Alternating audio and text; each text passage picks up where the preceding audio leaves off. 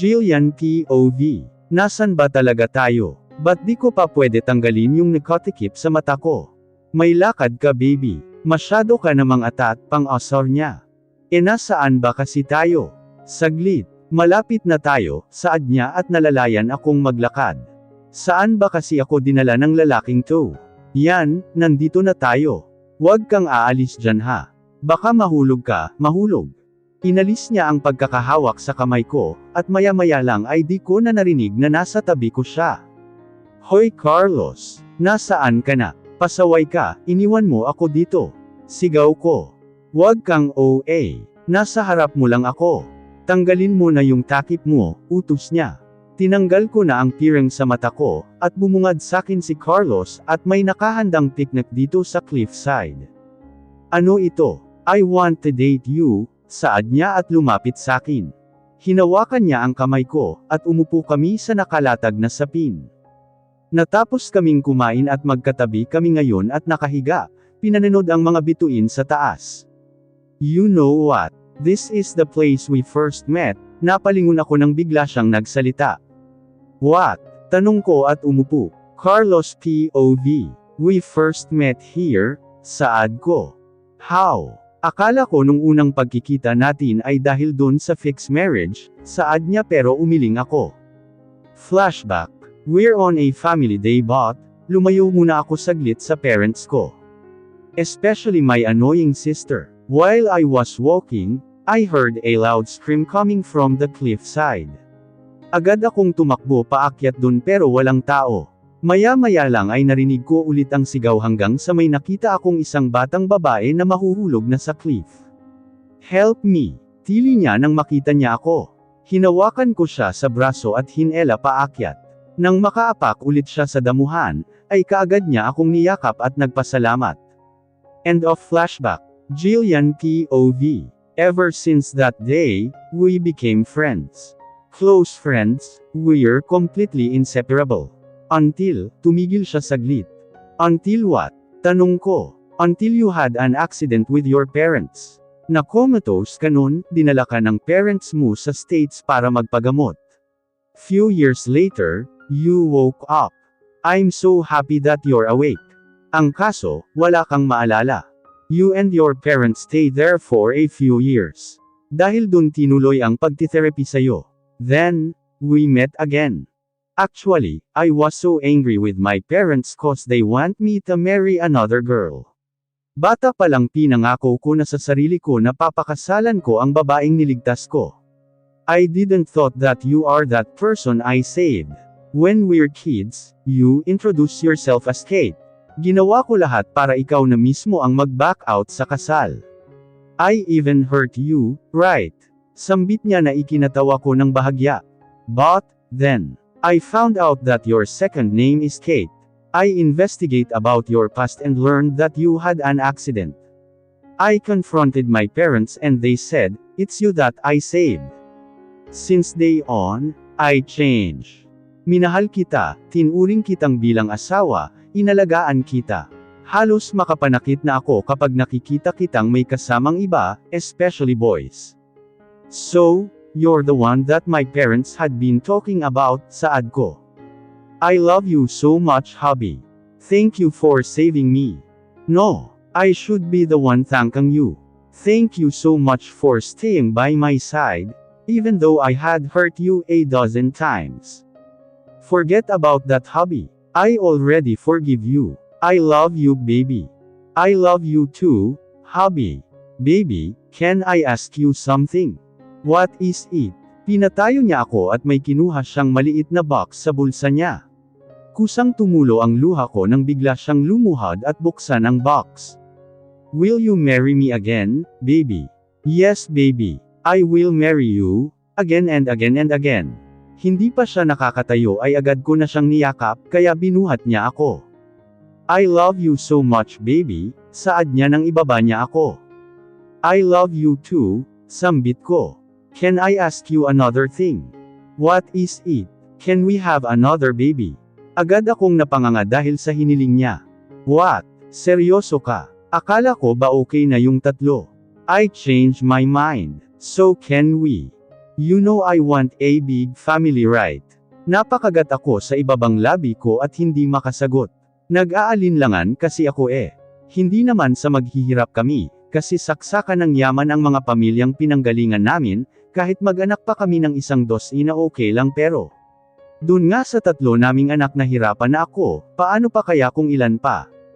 Ilan ba gusto mo? Tanong ko. 10, bigla akong nasamid sa sarili kong laway, dahil sa isinagot niya.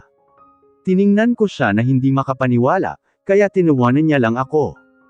Just kidding. But, can we add 3 more to make it 6? Bakit gusto mo na 6? Tanong ko. I don't know, maybe it's because you were 6 years old when we first met. Seryoso ka talaga? Tanong ko. Yep, please, saad niya at nagpout. Are you kidding me? Ba't ang cute niya pag ganun? Wala akong ibang nagawa kundi tumango. Nakita ko ang pagguhit ng ngiti sa mga labi niya, habang nakatingin sakin. Jillian POV. Today is the big day. Carlos and I decided to be wedded at the cliffside where we first met. Oh my, you're so beautiful, Bessie. Tili ng 3 kong bridesmaids, habang tinitignan ako mula taas hanggang baba. Sabi nila balang araw darating ang iyong tanging hinihiling. At nung dumating ang aking panalangin, ay hindi na makeably, ang pag-asang nahanap ko sa iyong mga mata, at ang takot kung sakali mang ikay mawawala. Nauna nang maglakad ang mga flower girls, which is yung mga anak namin. Next ay si Andrew, ang ring bearer namin. At ngayon, nandyan ka na. Di mapaliwanag ang nadarama. Handa ako sa walang hanggan. Di pa aasahin, di ka sasaktan mula noon. Hanggang ngayon ikaw at ako. Sumunod ang mga bridesmaids with their partners. Ang tadhanang nahanap ko, sa iyong pagmamahal, ang dudulot sa pag-ibig natin na magtatagal at ngayon. Nandyan ka na. Di mapaliwanag ang nadarama. Handa ako sa walang hanggan. Di pa aasahin, di ka sasaktan mula noon. Hanggang ngayon ikaw at ako. Sumunod ay si Carlos kasama ang parents niya. At ngayon, nandito na palaging hahawakan iyong mga kamay. Di ka na mag-iisa sa hirap at ginhawa. Ay iibigin ka mula noon hanggang ngayon. Mula ngayon hanggang dulo ikaw at ako. And lastly, ako na ang naglakad kasama ang parents ko. Nang makarating kami sa dulo, ay nakipagkamay muna si Dad at nakipagbeso naman si Mom kay Carlos, bago nila ako ibinigay sa kanya. You look gorgeous, baby, bulong niya habang papunta kami sa harap ng pari. Before we start, does anyone object to this wedding? Tanong ng officiant. Natawa naman ako nang biglang nagsitayo ang mga tauhan ni Carlos including his friends. Nagsilabas sila ng mga armas pati si Carlos at itinutok ito sa mga bisita. Try it. Ibabato ko ang mga malalamig niyong katawan sa dagat, pananakot ni Carlos. Samat-saring iling naman ang ginawa ng mga bisita, kaya natawa ang mga tauhan niya. Mukhang walang pipigil, boss. Ituloy niyo na yan. Sigaw ng mga kaibigan niya habang tumatawa.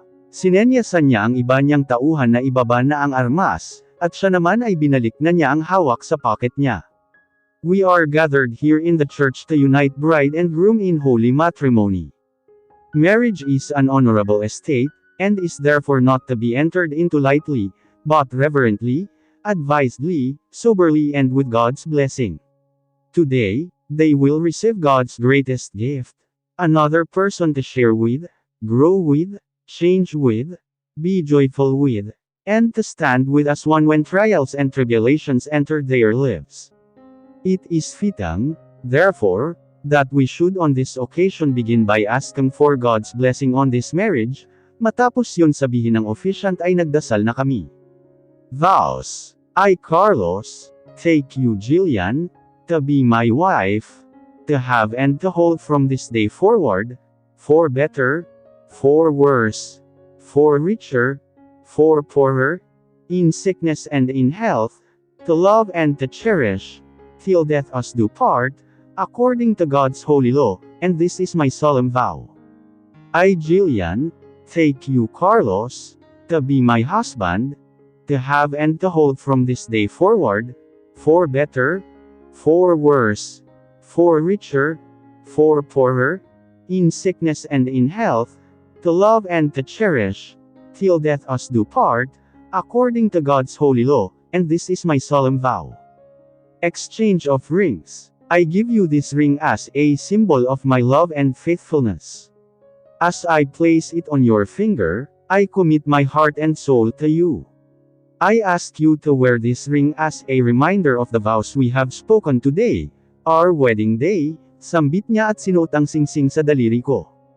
I will forever wear this ring as a sign of my commitment. And the desire of my heart, sagot ko at kinuha ang isa pang singsing.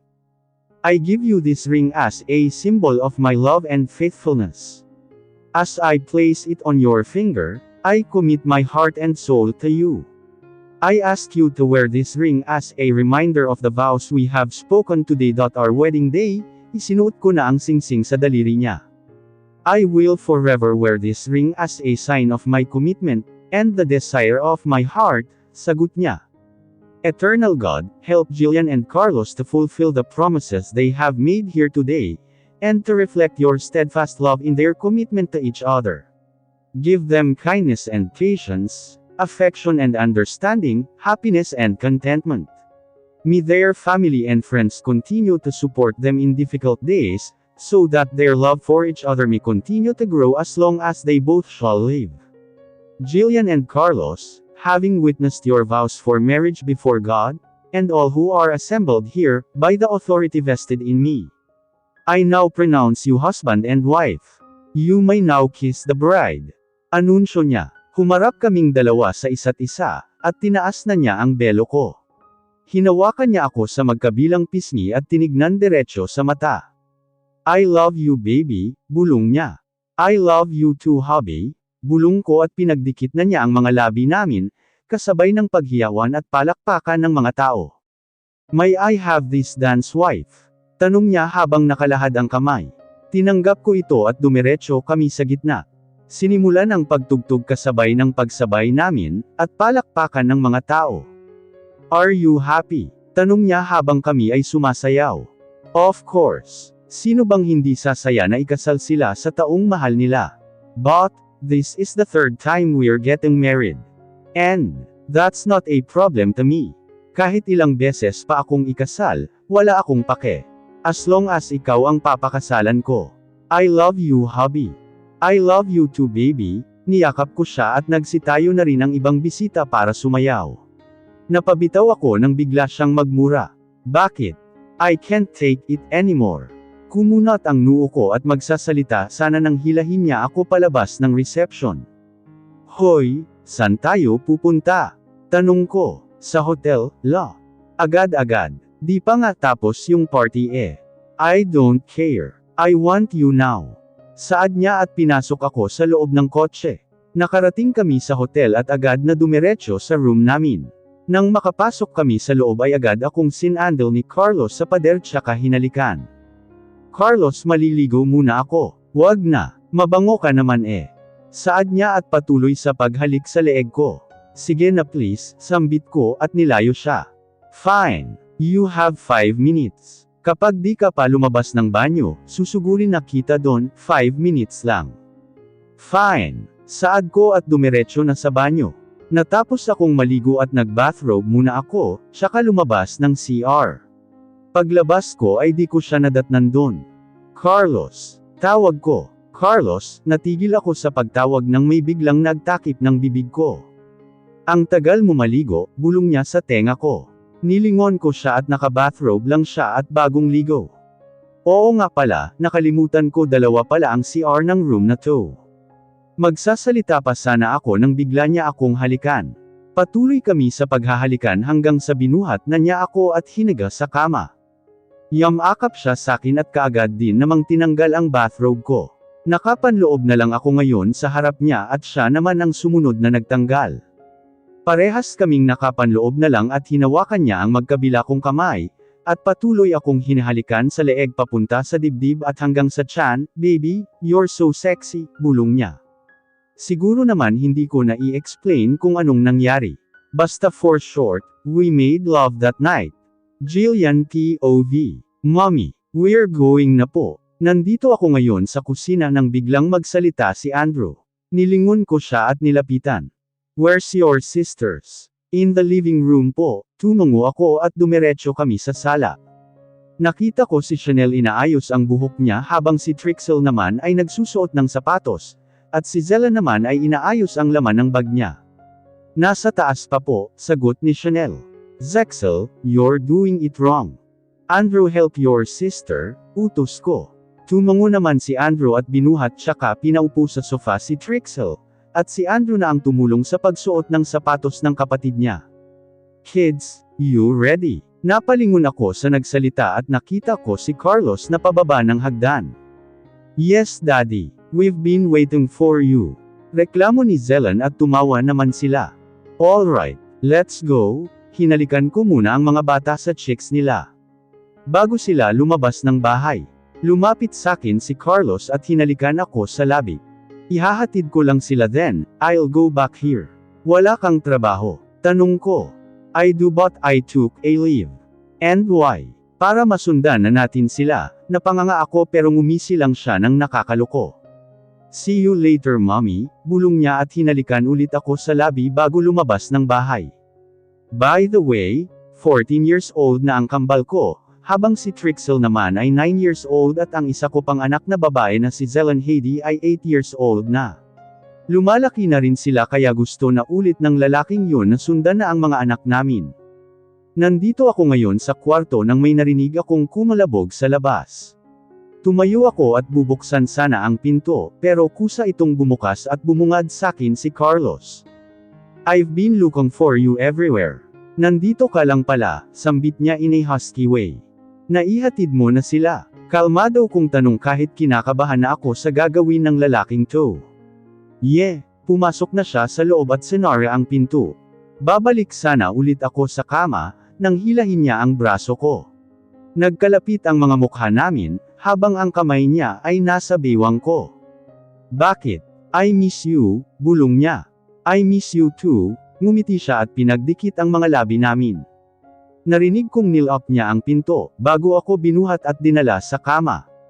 I miss you so much baby, he's calling me baby again. Usual na tawagan na namin ay mommy and daddy na Hinubad na niya ang damit ko at binato ito kung saan. Sunod siyang nagtanggal ng polo niya, at di pa rin nawawala ang mga matitigas niyang abs. Enjoying the view baby. Kinagat ko ang labi ko at tumango. Nilapit niya ulit ang mukha niya sakin, at hinalikan ako pababa sa leeg at chest ko. Bumaba siya sa may tiyan ko at unti-unti na niya ring tinatanggal ang shorts at panloob ko. Baby, you're still so sweet, sambit niya at hindi nagdalawang isip nang may isuot siya sakin. Hubby, baby, hingal niyang sambit at mas inigihan ang pagtrabaho sa akin. Carlos, sigaw ko. What? Hingal niyang tanong. Bilhan mo ako ng mangga at ice cream. Hiling ko na parang bata. Wait, what? Tak ang tanong niya. Sige na. Ang weird ng pinapabili mo baby. Pake mo ba? Bubuntis-buntisin mo ako tapos di mo naman pala bibilhin yung mga gusto kong kainin. Pagmamaktol ko at ngumuso. Narinig ko siyang tumawa, kaya mas lalo akong nenas at lumapit siya sakin tsaka ako niyakap. Alright, I'll buy it later saad niya, pero natatawa pa rin siya. Ayoko, gusto ko ngayon. Mamaya na, kumain muna tayo ng lunch. I want it now. Don't be stubborn mommy, saad niya. Fine, wag ka ng menas dyan. Panlalambing niya at halikan ako sa leeg. Ano ba Carlos? Last na to, pagpipigil ko sa kanya. What? Anong what? Baka nakakalimutan mo lalaki. 6 lang ang usapan natin at kambal to. Saad ko sabay turo sa tiyan ko. I know but, Ken. No, pagputol ko sa kanya na ikinanguso niya kaya palihim akong napangiti. Please, no, ibaba mo na ako, tamad lang, tanong niya. Sige na, buhatin mo na ako pababa. Utos ko. Fine, saad niya at binuhat ako na bridal style. Pagbaba namin ay naabutan namin ang 4 na naglalaro. Mommy, sigaw nila. Binaba ako ni Carlos at lumapit naman sakin ang mga anak ko. Mommy, let's play. Pag-ayaya ni Zelen. Lynn, mommy is pregnant. She can't play with us baka ma-hurt yung baby brothers natin, sambit ni Trixel at natawa naman ako. Sige na, kayo na lang ang mag-play, sambit ko. Yes, mommy. Sigaw niya at naghabulan ulit sila. Kainis ka talaga Carlos. Masasakal kita. Tili ko habang mahigpit na hawak ang kamay niya. I'm sorry baby. Pero last na ito. Promise. Pusa, last na talaga to, kainis ka. Narinig ko ang mahinang pagtawa ng mga doktor dun, habang si Carlos naman ay pinupunasan ang noo ko na puno ng pawis. Umabot ng ilang oras ang pagsisigaw ko at lumabas na rin ang kambal, at agad din akong nawalan ng malay. Nagising ako nasa isang hospital room, at wala akong kasama ni isa. Dahan-dahan akong bumangon, at lumabas ng kwarto at ni Anino ay wala akong nadatnan, pero may mga araw na nakadikit sa sahig ng hallway. Sinundan ko ito at may mga nadidaanan akong pictures namin ni Carlos at ng mga bata, hanggang sa nakarating ako sa isa pang kwarto. Binuksan ko ito at, surprise! Umalangaw-ngaw ang mga boses nila sa buong kwarto. Happy anniversary sa inyo mag-asawa. Bati nila at lumapit sa akin si Carlos. Happy anniversary baby, bati niya at hinalikan ako sa noo. Happy anniversary hubby, saad ko at niyakap siya. Nasaan yung kambal? Tanong ko pero di siya sumagot, at tinignan lang ang dalawang nurse na may kargang mga sanggol. Binigay sa akin ang isa habang kay Carlos ang isa pa. Ano pong ipapangalan niyo sa kanila? Tanong nung nurse. Kenzel Aizelan Benitez saad ni Carlos. Ay lagot, mukhang last na yan boss ah. Pang-asar nila kuya at sinabayan naman ng tawa ng iba. Ayaw mo na talaga, nakangisi niyang tanong. Hubby naman eh. Just kidding, sambit niya at inakbayan ako habang karga niya sa kabilang braso ang anak namin. I love you baby. I love you too hubby. Wala na talaga akong mahihiling pa sa Diyos. May mapagmahal na akong asawa at 6 na cute na mga anak. Siguro ang ihihiling ko na lang ay ang kaligtasan naming pamilya. Siguro ito ang tinatawag nating tadhana. Me and Carlos met as a kid. We've been separated 4 years and reunited again because of fixed marriage. Naging mahirap man ang una naming pagsasama, nag-away man kami ng ilang beses. We even divorced but still in the end, kami pa rin ang magkasama at nagmamahalan. Carlos Benitez, my one and only husband, who is a bad boy, turned into a mafia, a possessive one yet a loving husband and a father. At wala nang iba ang makakapantay ng pagmamahal niya sa amin ng mga anak namin. He is my life, my world, my possessive mafia husband, and also my childhood best friend. I love you daddy. I love you too mommy.